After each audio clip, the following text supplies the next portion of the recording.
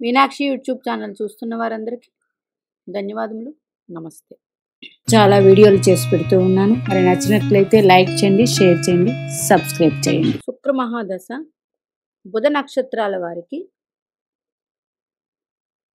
ఎలా యోగాన్ని ఇస్తుంది? ఇప్పుడు ప్రత్యేకంగా శుక్ర మహాదశే బుధ నక్షత్రాలు ఎందుకు తీసుకున్నారండి?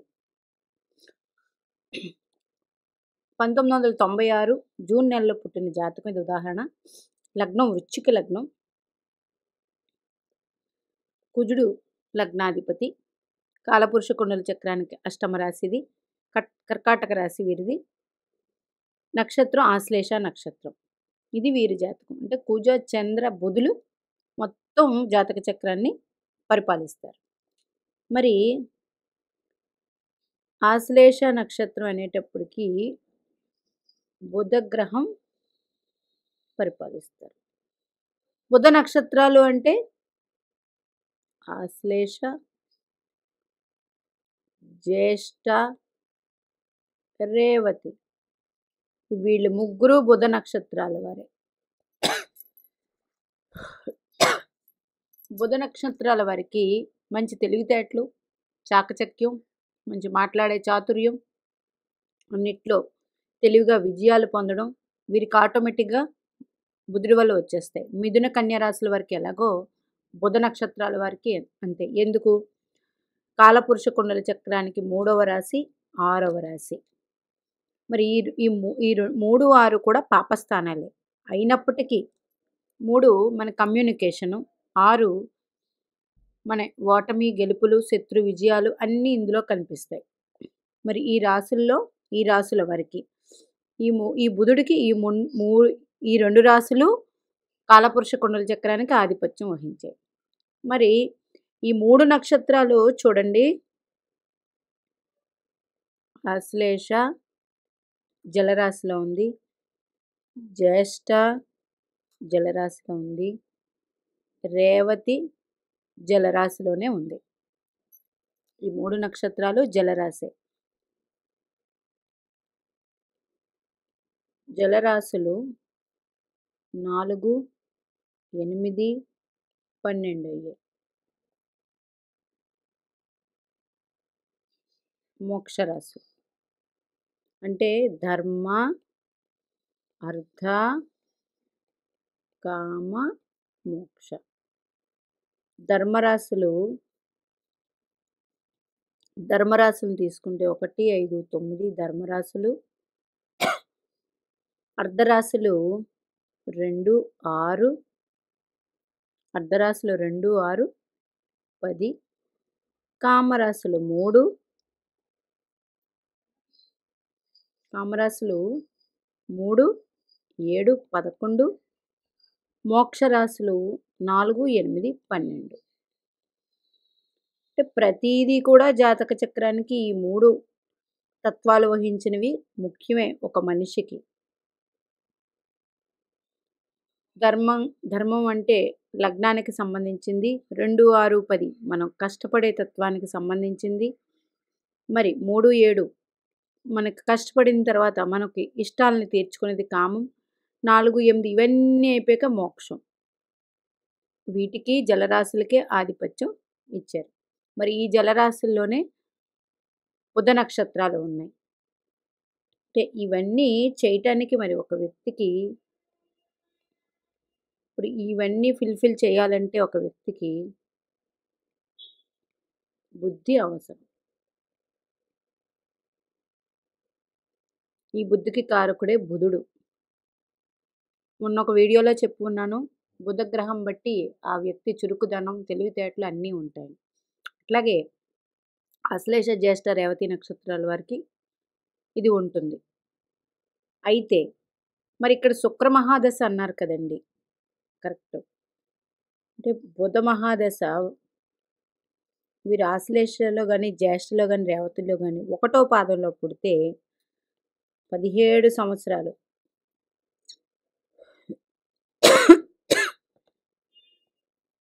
17 సంవత్సరాలు ఉంటుంది. అట్లాగే 2వ పాదం, 3వ పాదం, 4వ పాదం ఇలా మొత్తానికి తగ్గుతూ వస్తుంది.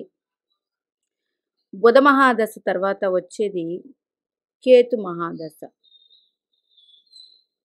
ఇది ఒక 6 సంవత్సరాలు. నెక్స్ట్ వచ్చేది శుక్ర మహాదశ. ఇది 20 సంవత్సరాలు, తక్కువ కాదు. ఒక వ్యక్తి 1వ పాదంలో పుడితే చదువు మొత్తం అంటే ఫస్ట్ ఇంటర్ చదువు మొత్తం 17 ఏళ్ళకి పూర్తవుతుంది. మరి అక్కడి నుంచి బీటెక్కో మీరు ఏమని చదవాలనుకున్నారో సుమారు 6 ఏళ్ళు అయ్యండి. అక్కడికి ఎంత అయ్యింది? 6, 7, 13 అంటే 23 సంవత్సరాలు. 23 సంవత్సరాలు ఈ వ్యక్తికి చదువుతో అయిపోతుంది. నెక్స్ట్ వచ్చేది సంపాదన, వివాహం, సంతానం, అట్లాగే ఇల్లు కొనుక్కోవడం, ఏదైనా లైఫ్ సెటిల్మెంట్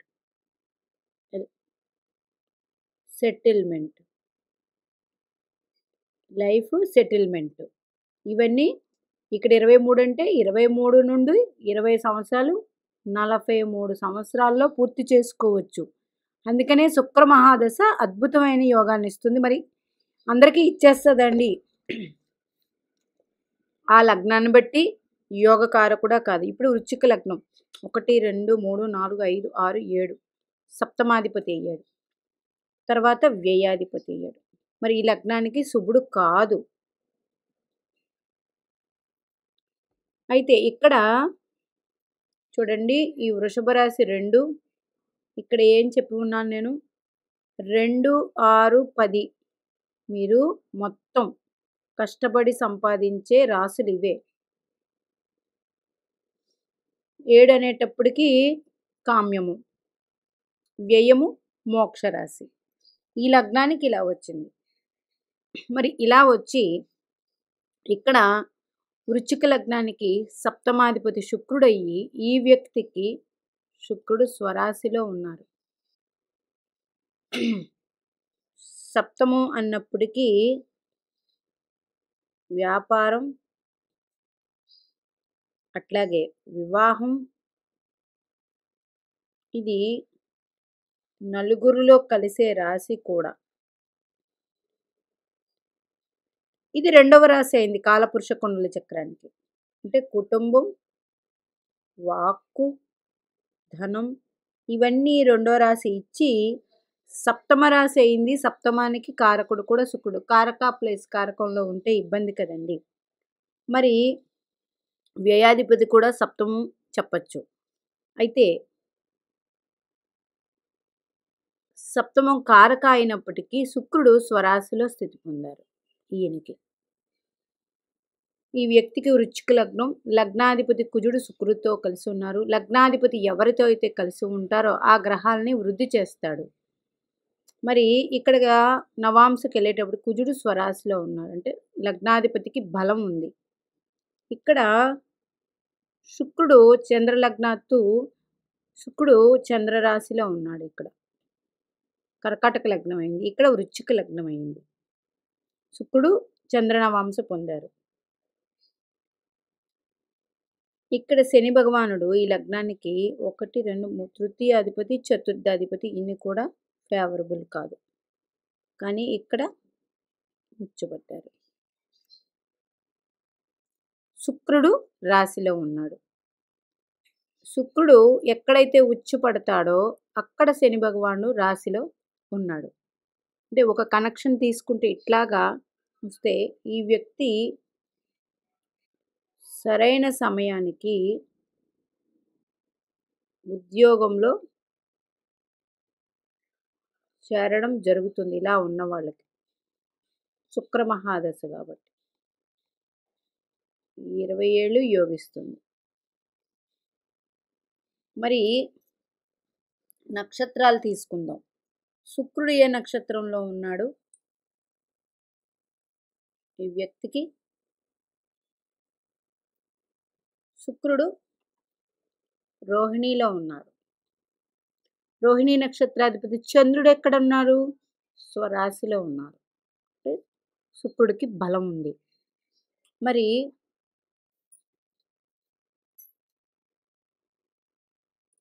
బుధుడు కూడా రోహిణిలోనే ఉన్నారు. బుధుడు కూడా రోహిణిలోనే ఉన్నారు. ఇంకొక నక్షత్రం ఉంది, లగ్నాధిపతి కుజుడు ఉన్నారు, ఆయన కూడా రోహిణిలోనే ఉన్నారు.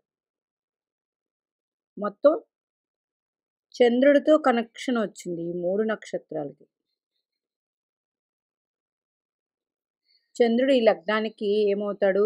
1, 2, 3, 4, 5, 6, 7, 8, 9 భాగ్యాధిపతి.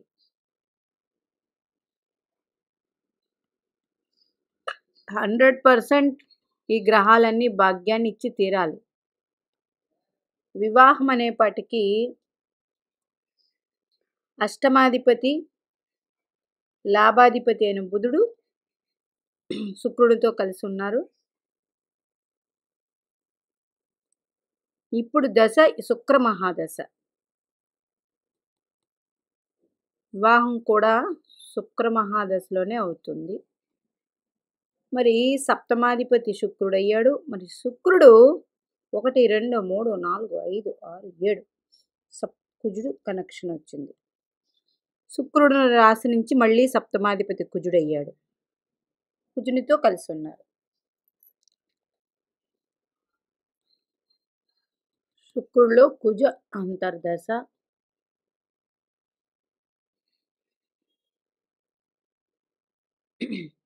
లేదా చంద్ర అంతర్దశ, ఇట్లాగా వివాహానికి కలిసి వస్తాయి. మరి ఏదైనా గ్రహాలు చూస్తూ ఉన్నాయా? 1, 2, 3, 4, 5, 6, 7, 8, 9. గురుడు చూడట్లేదు, శుక్రుడు చూడట్లేదు. మరి శని చూస్తూ ఉన్నారు. ఈ వ్యక్తికి వివాహం అనేది మాత్రం లేటు ఉంటుంది, ఎందుకంటే శని దృష్టి పడింది కాబట్టి.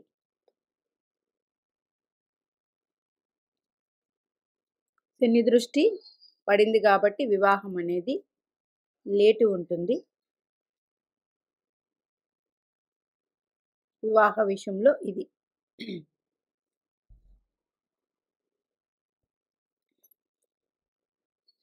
ఆశ్లేష నక్షత్రాధిపతి బుధుడు సప్తమంలో స్థితి పొందారు. సప్తమానికి కారకుడు శుక్రుడు, కారకునితో బుధుడు స్థితి పొందారు. చంద్రరాశ్యాధిపతి చంద్రుడే ఈ లగ్నానికి భాగ్యాధిపతి, భాగ్యంలో ఉన్నారు. 100% అన్ని విధాల చంద్రుడు యోగాన్ని ఇచ్చేస్తాడు.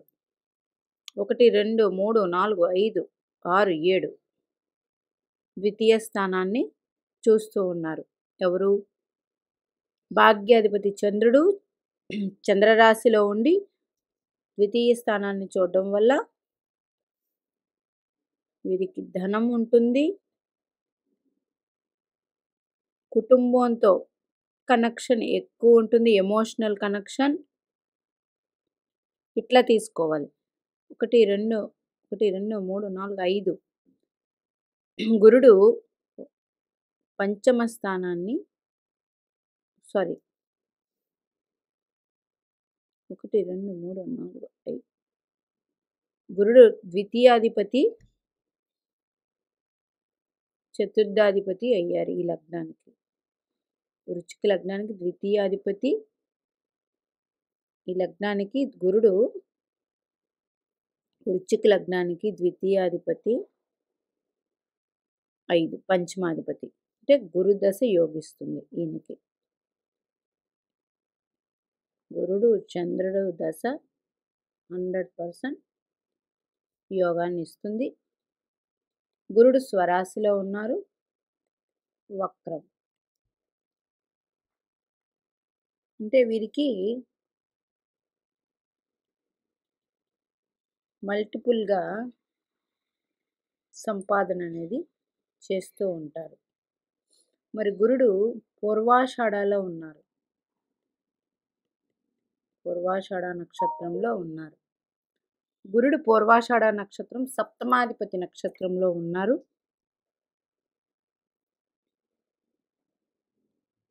మంచి భార్య వస్తుంది. ఈ లగ్నానికి సప్తమాధిపతి, వ్యయాధిపతి. మరి వృశ్చిక లగ్నానికి వ్యయాధిపతి శుభుడయ్యాడు, శుక్రుడు. ద్వితీయాధిపతి గురుడయ్యాడు, శుభుడు.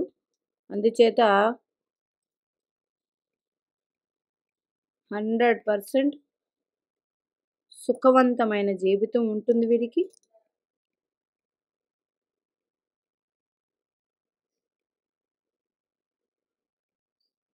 జీవితం ఉంటుంది.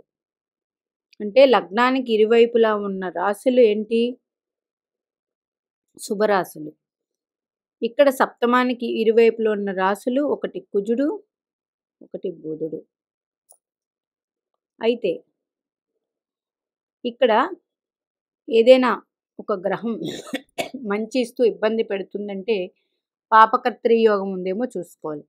ఇక్కడ పాపకర్తరి యోగం లేదు, కానీ శని దృష్టి ఉంది. శని ఈ లగ్నానికి యోగకారకుడు కాదు. దానివల్ల వివాహం అనేది ఎక్కువగా లేటు ఉంటుంది. వివాహం లేటు ఉంటుంది. ఇక్కడ లగ్నాధిపతి లగ్నాన్ని చూస్తూ ఉన్నారు. వీరు వెరీ పవర్ఫుల్. 1 2 3 4 5 6 లగ్నాధిపతి లగ్నాన్ని చూస్తూ ఉన్నారు. లగ్నాధిపతి ద్వితీయ స్థానాన్ని చూస్తూ ఉన్నారు. లగ్నాధిపతి లగ్నాన్ని కానీ చూసి, అలాగే ద్వితీయం అది కుజుడు వల్ల ద్వితీయం కాబట్టి 100% ధన సంపాదన ఉంటుంది. వీరు స్వ అర్జితంతో లిక్విడ్ మనీ అయినా, భూమి భవన వాహనాలైనా, ఏవైనా సరే స్వార్జితంతో కొంటారు.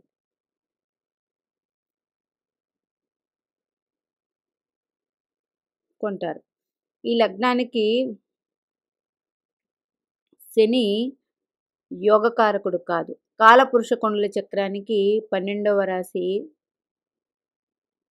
శని కారకుడు మీనరాశిలో ఉన్నారు వీరికి. ఇది గుడ్. ఈ లగ్నానికి దశమాధిపతి రవి, వృశ్చిక లగ్నానికి దశమాధిపతి రవి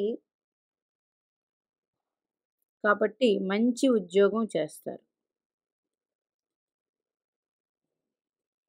ఈయన ఎక్కడున్నారు? అష్టమంలో ఉన్నారు రవి.